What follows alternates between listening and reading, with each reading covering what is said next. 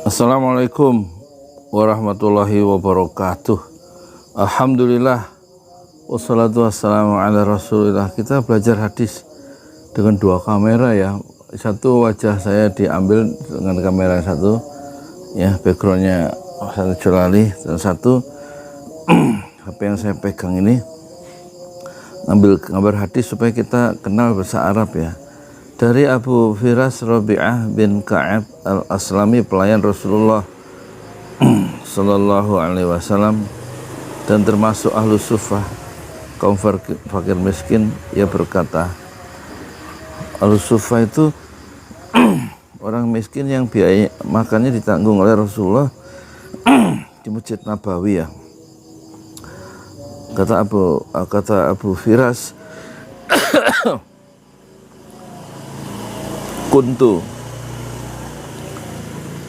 Kuntu abitu ma'a Rasulillahi sallallahu alaihi wasallam fa'atihi biwudu'ih wa hajatihi faqal salni faqultu as'aluka murafaqataka fil jannah faqal awa ghayra dzalik qultu huwa dzaka.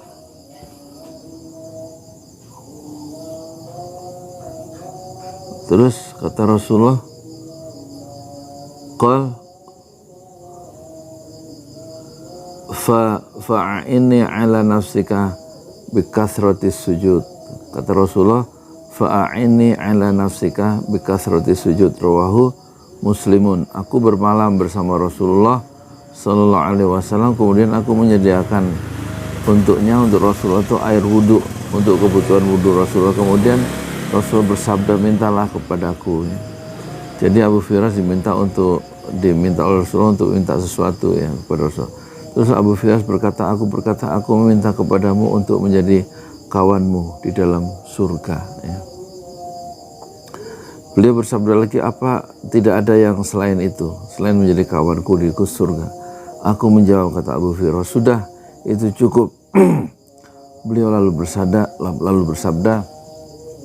kalau begitu tolonglah aku untuk melaksanakan permintaanmu dengan cara kamu banyak bersujud ya. Fa'inni ala nafsika bikathratis sujud. Hadis riwayat Muslim.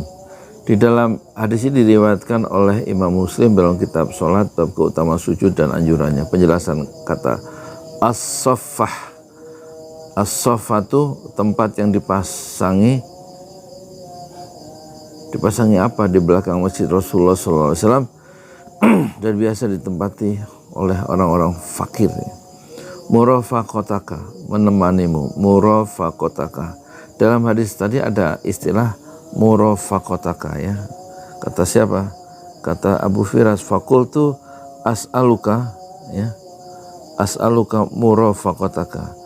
Aku berkata, kata Abu Firas kepada Rasulullah, aku mohon kepada engkau ya Rasulullah, murafaqataka, menjadi temanmu di fil jannati, di surga ya. Jadi murafaqataka dalam hadis ini adalah menemanimu. Maksudnya apa? Maksudnya menemanimu atau murafaqataka, dekat denganmu ya Rasulullah, sehingga dapat melihatmu dan merasa nikmat dengan memandang wajahmu ya kan? Terus ada di hadis itu ada istilah bikasroti sujud ya. Artinya bikasroti sujud kan Rasulullah mengatakan ini, fa'ini, tolonglah aku ya, ala nafsika bikasroti sujud ya, supaya engkau banyak bersujud, banyak sholat. Maksudnya bikasroti sujud, dengan banyak bersujud, maksudnya adalah banyak sholat ya. Sujud disebut secara khusus di sini karena apa? Karena kondisi paling dekat seorang hamba dengan Rabb-nya adalah ketika dia sedang bersujud. Nah, mutiara hadis ini mengandung petunjuk bahwa surga diperoleh dengan usaha yang sungguh-sungguh dalam melaksanakan ketaatan dan dalam melawan hawa nafsu. Sedangkan orang yang berjuang dengan sungguh-sungguh akan memperoleh kedudukan dekat dengan Rasulullah Sallallahu Alaihi Wasallam. Terus syarah dari hadis ini adalah yang kedua, para sahabat memiliki keinginan yang kuat untuk bisa menemani Rasulullah di akhirat nanti. Tiga, boleh meminta pertolongan dalam menyediakan air wudhu. Dalilnya di sini ya. Keempat, kedekatan yang hakiki dengan Nabi Muhammad SAW bukanlah dekat secara fisik sembari menjauhi petunjuk dan sunnah-sunnahnya, melainkan dengan mengikutinya dan meneladaninya. Ketika seorang muslim mengikuti petunjuk nabinya dan meneladaninya, maka ia telah menjadi teman dekatnya nanti di surga, insya Allah. Ya, jadi bukan hanya dekat fisik, tapi bagaimana mengikuti petunjuk dan sunnah-sunnah Rasulullah. Sebab dengan mengikuti petunjuk dan cara hidup Nabi dan meneladani serta mencontohnya, maka orang itu telah menjadi teman dekatnya, akan menjadi teman dekatnya Rasulullah di surga, insya Allah. Inilah hadisnya dari Abu Firas ya.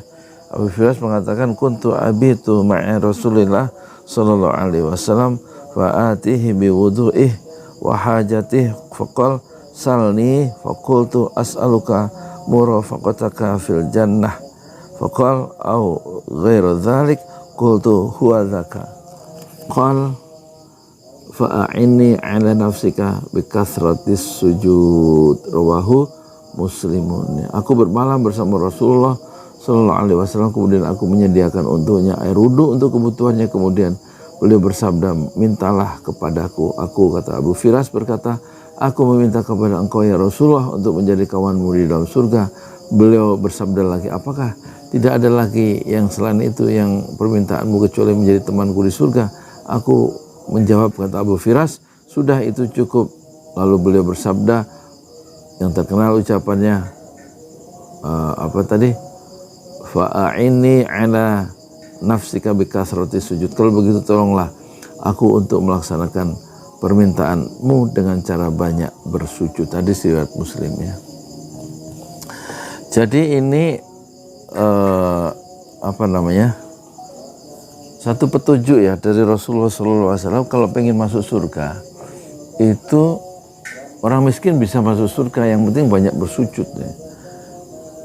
Jadi dua menurut hadis ini, satu dari Abu Firas Rabi'ah bin Ka'ab al-Aslami, pelayan Rasulullah SAW. Kalau ingin masuk surga ada dua caranya, satu sholat, memperbanyak sujud ya, dan itu nanti dijamin masuk surga dengan menjadi teman dari Rasulullah SAW.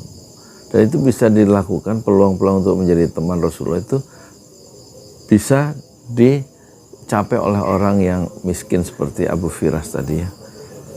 Dan kemudian kalau ingin, ada orang yang berkata, loh, sholat gunanya kenapa ada sholat, ada orang sholat kok miskin ya? Jadi orang-orang sholat miskin-miskin. Ini wilayahnya lain. Kalau ingin kaya itu dagang atau bisnis ya. Tapi kalau sholat ya, itu bukan untuk cari kekayaan, tapi untuk mencari keridhaan Allah dan menjadi teman Rasulullah masuk surga. Itu jalurnya beda. Nah, kalau pengen punya uang, itu satu-satunya cara dengan bisnis yang halal. Dagang, dorong gerobak, jualan misalnya gitu ya. Itu baru dapat uang. Tapi kalau dagang terus sholatnya berantakan ya, dan insya Allah sholat dapat duit banyak, sholatnya berantakan, itu kemungkinan bisa masuk surga, bisa masuk neraka dengan gerobak-gerobaknya, dengan bisnisnya, dengan warung-warungnya sekalian. Jadi tujuan dagang dalam Islam adalah bukan mencari keuntungan sebenarnya, tapi adalah mendapatkan Allah sehingga sholat itu bisa terjaga.